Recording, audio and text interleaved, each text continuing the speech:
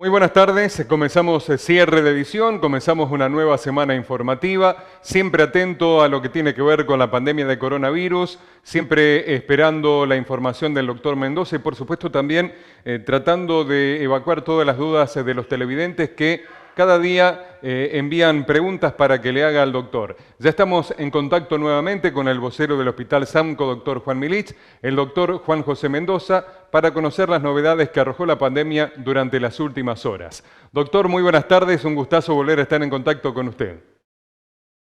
De igual manera, Víctor, ¿cómo le va? Muy bien. Viendo de cerca esta evolución de la pandemia, que en Villa Constitución nos deparó 42 casos el día viernes, 12 el día sábado, 37 el día de ayer, un total de 208 casos positivos en la semana en Villa Constitución, con un crecimiento de 24 casos más que la semana anterior, que habíamos tenido 184. En el departamento Constitución se ha notado un incremento importante de casos, en un total de 195 casos el departamento, aumentó 98 casos en relación a la semana anterior. Y en las otras localidades que van desde Figuera hasta Pueblo Ester, tuvimos un total de 262 casos positivos, con un aumento de 48 casos en relación a la semana anterior. Y sumando las tres estadísticas tenemos un total de 665 casos, lo que hace un aumento de 170 casos más en relación a la semana anterior, lo cual eso indudablemente puede repercutir en algún momento en la internación de pacientes. ¿Y cuál es la situación ahora, doctor, en este momento en el hospital en cuanto a la ocupación de camas críticas? Bueno, yo estuve recorriendo tanto el sábado, ayer domingo y hoy a la mañana temprano, tanto las salas de terapia y la sala de COVID. La sala de COVID solamente queda sin ocupar una cama y la sala de terapia intensiva están todas las camas ocupadas. O sea que estamos en una capacidad desbordada de internación. También en la zona febril estamos teniendo casi 10 pacientes. Teníamos ayer, hoy bajaron a 9, pero tenemos, en realidad, cuando uno ve, tenemos un total por encima de los 30 pacientes internados en nuestro hospital, lo cual hace que es una situación crítica, siempre mirando si hay necesario poner camas para ocupar con pacientes que lo demanden. Lamentablemente en el fin de semana tuvimos dos fallecidos, un paciente de Villa Constitución y otro de Coronel Bogado, lo cual hace que se desocupen camas, pero esa no es la mejor alternativa que queremos que nos suceda, lamentablemente. Pero Claro. así como ocuparon la cama, ayer tuvimos que ocuparla con un paciente que vino de urgencia derivado desde Alcorta, un paciente con un cuadro post-COVID, o sea, este paciente ya había superado el COVID y tuvo una complicación post-COVID, que es un neumotórax, derivado de Alcorta y está en la terapia de nuestro hospital, bajo asistencia continua, por supuesto. Así que bueno, estamos siempre con esas alternativas. Lamentablemente también sigue estando las patologías habituales que tienen los pacientes y eso nos demanda más ocupación de cama. Nosotros el fin de semana no teníamos pacientes internados en pediatría y el día sábado a la tarde tuve que venir yo al hospital a colaborar con los médicos que estaban en la guardia e internamos 3 pacientes casi en forma simultánea. Afortunadamente los logramos estabilizar, recuperar, hoy ya se están yendo de alta, pero bueno, son contingencias que nos tocan y así lo mismo pasa con el servicio de obstetricia, que por momentos 2 días que no hay parto y de pronto vienen y tenemos 3 partos seguidos, alguna cesárea de urgencia, y bueno, la patología habitual sigue estando. No es que Claro. porque está el COVID no haya otra patología. Doctor, con relación a la persona de Villa Constitución que falleció, ¿qué edad tenía?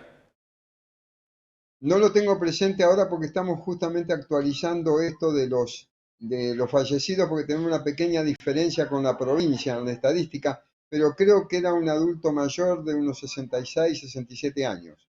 Bien. Doctor, una consulta. Cuando usted habla de una complicación post-COVID, la duda es, ¿la complicación la genera las mismas secuelas que deja la enfermedad, que el bicho, por así decirlo, continúa actuando en el organismo más allá que no contagie? ¿O uno queda con las defensas muy debilitadas y las complicaciones pueden venir por otros factores? Yo creo que hay una sucesión de cosas que se pueden ir hilvanando. a mí me da la impresión que en esta segunda ola estamos teniendo una mayor prolongación de estada del virus en las vías respiratorias del paciente que se enferma.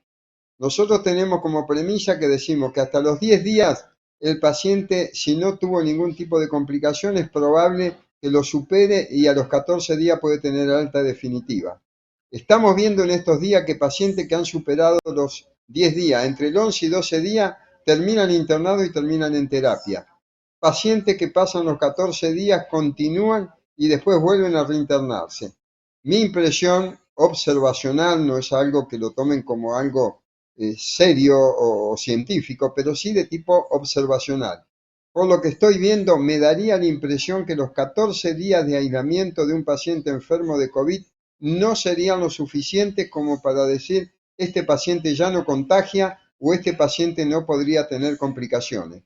Lamentablemente me da la impresión que el virus sigue estando en el organismo de los pacientes enfermos y sigue actuando por encima de los 14 días, y eso es lo que les recomendamos a la gente, que pese a que tengan un COVID leve o moderado o hayan estado internados, no dejen de controlarse porque lamentablemente las complicaciones pueden estar, dado lo que dijo usted de una parte, inmunológicamente no sabemos cómo responde un paciente, no sabemos cuál es la agresividad del virus que tenemos y cuáles las comorbilidades o enfermedades que a lo mejor el paciente no sabía que la tenían y el coronavirus ha despertado, digamos así, esa enfermedad. También no sabemos nosotros qué tipo de variante o cepa viral está acá en Villa Constitución. Por ese motivo, hoy, con la autorización desde Dirección Médica, me he reunido con gente del laboratorio y estamos viendo la posibilidad de tomar algunos pacientes puntuales con determinadas características, realizarle el hisopado y mandar para el estudio genómico. ¿Qué significa esto? Podríamos estar mandando al Instituto Maistegui de Pergamino o al Instituto Malbrán muestras para saber qué tipo de virus está circulando en nuestra ciudad.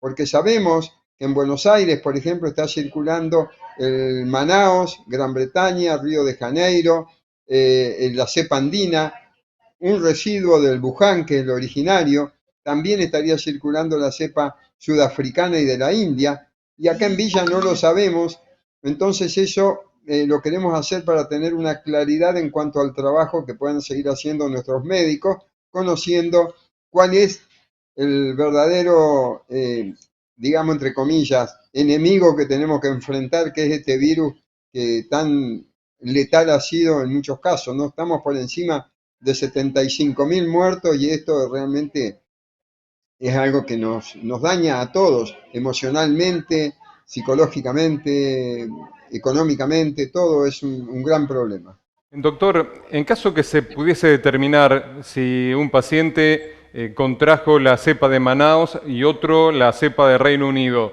¿el tratamiento para cada paciente es diferente o hoy por hoy se le aplica lo poco que hay y a medida que se va avanzando en la investigación se pueden incorporar mayor cantidad de medicamentos, pero hoy por hoy no hay demasiadas alternativas? No, no, en realidad eso es una cuestión epidemiológica nuestra y no tenemos hoy a la mano ningún tratamiento específico para decir si es Manao le ponemos esto, si es Río de Janeiro le ponemos lo otro. No, el tratamiento de base es el mismo, van variando permanentemente y estamos tratando de ver y decir incluso que los pacientes cuanto menos invasión tienen, mejor andan por ahí algunos estudios que han hecho. ¿Qué significa esto?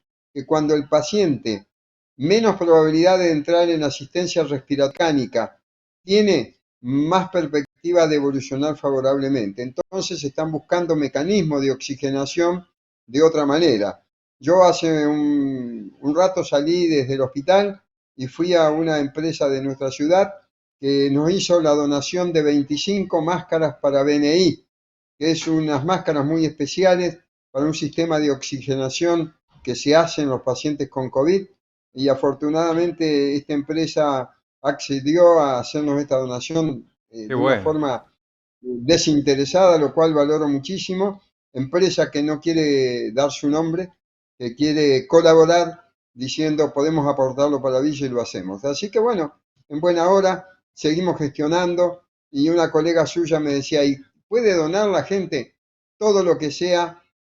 La gente que nos pueda hacer un aporte. Nosotros, por ejemplo, necesitamos por ahí telas para hacer ambos especiales, que eso en la medida que se pueda conseguir es beneficioso para el personal, para nosotros mismos, y todo aquel que tenga ganas de hacer un aporte, que se acerque, que le daremos la característica de lo que necesitamos, esa persona debe hacer la compra y después traerlo, nosotros le recibiremos esa donación, pero lo que no queremos es manejar la compra nosotros ni dinero nosotros, porque eso se puede malinterpretar y en algún momento, como siempre pasa, en algunos lugares hay alguno que puede querer hacer su quintita con estas cosas. Claro, Entonces nosotros preferimos que cada uno que quiera que sea aportar algo, transparente. lo que sea, ser transparente y que salga de la persona lo que done, y nosotros no manejamos absolutamente ningún tipo de dinero que nos puedan donar. Doctor, ¿el hospital pudo conseguir más profesionales para aumentar la cantidad de camas críticas? Estamos en esa dificultad, ya incorporamos un par de médicos, pero nos hacen falta más todavía. Estamos pidiendo. Lo que pasa que tengamos en cuenta que de la misma manera que requerimos nosotros acá, también los requieren en Rosario y en otras localidades. Y el médico a veces en el agotamiento, en el cansancio, no puede salir de una guardia, venir a otra y seguir 48 horas seguidas. Debe tener por lo menos un intervalo para su recuperación y su descanso. Lo Claro. ideal para nosotros sería poder tener profesionales que trabajen solamente 12 horas y renovar, pero no tenemos cantidad suficiente para hacer un sistema de esa manera que sería mucho más efectivo. De todas Bien. maneras, en algunas guardias, por ejemplo, tenemos entre 2 y 3 profesionales que están trabajando simultáneamente, entonces de esa manera se pueden distribuir el día o las tareas, y ahí en ese intercambio de tareas donde tienen un poco de alivio, pero cuando llega la emergencia tienen que estar a veces 2 o 3 médicos juntos asistiendo a un paciente y aportándole lo mejor del conocimiento de los tres o de cada uno para que el paciente siga adelante en esta lucha. Bien. Doctor, ¿en cuánto tiempo se estima que una persona que contrajo el virus deja de contagiar? Lo escuchaba recién que hablaba de 14 días, algo estimativo, ¿no? Y recordaba que la Conmebol autorizó a Boca y después a River a jugar a partir del 10.º día, diciendo ya no contagian más después de 10 días. ¿Es tan así, doctor? ¿Es tan matemático todo? No, yo vuelvo a repetir lo que dije hace un ratito, Víctor. De acuerdo a las observaciones que yo vengo haciendo, me parece que los 14 días no alcanzarían para yo decir este paciente no contagia. Yo recomendaría a la gente que una vez que le den el alta epidemiológica, 14 días, siga cuidándose extremadamente por lo menos pasados los 21 días. Si nosotros nos remontamos al comienzo de la pandemia, se hablaba de que la incubación incluso en algunos casos podría ser hasta 23 días. O sea que todo lo que se dijo en principio se volvió a revertir. Ahora quizás estamos otra vez cambiando la estrategia, porque este es un virus que nos va dando lecciones de ida y vuelta que no lo sabemos cómo manejar. Yo creo, tal cual como veo esta segunda ola, que me parecería que hay una mayor presencia de carga viral en el aparato respiratorio de los enfermos, y el enfermo que a los 14 días dice ya me dieron de alta y salgo, en algún momento se descuida en su protocolo y termina contagiando a alguna persona. Me da la impresión a mí que la eliminación viral podría estar por encima de los 14 días. Pero ojo, esto es algo muy personal que yo voy observando, cómo se va desarrollando todo esto de los contagios, de los números de internado y características, cómo evolucionan los pacientes. Como dijimos alguna vez, los pacientes de esta segunda ola son pacientes que requieren mucho más atención, mucho más vigilancia, y además por el hecho de estar más jóvenes internados, son pacientes que tienen, disculpen la expresión, que tienen más reto físico quizás, entonces por ahí prolongan la internación y es mucho más difícil, más largo el manejo. Doctor, en las redes sociales está circulando una información que no sé si es real o no, no sé si pertenece al grupo antivacunas, pero está generando temor en la sociedad porque asegura que muchas personas, cada vez son más, que han recibido las 2 dosis, fallecen después. Es decir, reciben las dos dosis, contraen la enfermedad y en ese caso la enfermedad sería más letal aún. Entonces hay gente que está pensando en no vacunarse. ¿Qué información tienen sobre este tema, doctor? Bueno, me parece que es una apreciación equivocada. Lamentablemente puede haber personas que tengan eso, esa complicación pese a las dos vacunas, pero la demostración más clara está que se ha disminuido el índice de mortalidad en personas mayores de 60, adultos mayores. Antes el adulto mayor era una persona que tenía una incidencia de mortalidad en un 40%. Hoy están en un 25%. Y los adultos jóvenes por debajo de 60 años, que antes tenían una incidencia de mortalidad de un 12%, ahora son del 20%. O sea que me da la impresión a mí que la vacunación que se ha hecho en adultos mayores y que, por ejemplo, en nuestra ciudad estamos ya por debajo de 60 años, está generando una posibilidad de que la gente se enferme con una enfermedad menos agresiva, menos letal. Pero lamentablemente hay circunstancias muy especiales porque tengamos en cuenta, Víctor, que no todas las personas generan una cantidad suficiente de anticuerpos. Cada persona es una entidad diferente, cada persona tiene una genética, tiene unas enfermedades preexistentes o de base que conoce y otras que no la conoce, y en algún momento, dependiendo qué tipo de variante viral entre, puede que termine con una enfermedad complicada. La verdad que todo esto que se está cuestionando, yo creo que lo vamos a saber dentro de un tiempo, que puede ser dentro de un año, 2 años, 3 o 5. Cuando termine esta pandemia, ahí vamos a saber exactamente cuántos errores cometimos, qué fue lo mejor que pudiéramos haber hecho o cuántas cosas hubiésemos podido mejorar. Pero lamentablemente esto es tan rápido, fíjense con los de la vacuna. No hemos cumplido un año de que se empezaron los estudios de investigación de vacuna, que fue en agosto del 2020. O sea que en agosto del 2021 recién vamos a cumplir un año de que se hizo la primera investigación en grupos de vacuna y ya tenemos vacunas en aplicación. O sea que esto ha sido todo de emergencia, todo rápido, y yo creo que la gente debe confiar en la vacuna, no importa la marca, yo no podría decir cuál es la mejor vacuna, todas son vacunas con buenas plataformas, con buena respuesta inmune, pero lo vamos a saber cuál ha sido la mejor dentro de unos años.